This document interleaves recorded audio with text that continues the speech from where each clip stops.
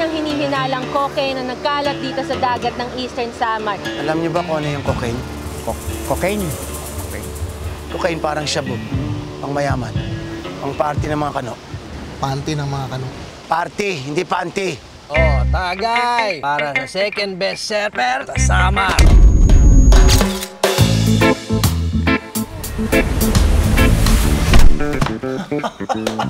Carlo, nagplenta ba talaga tayo? Nag-drug si bra.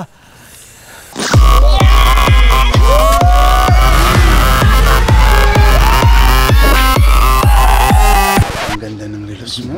Mukhang marami kang huling isda. Ay, no, wala!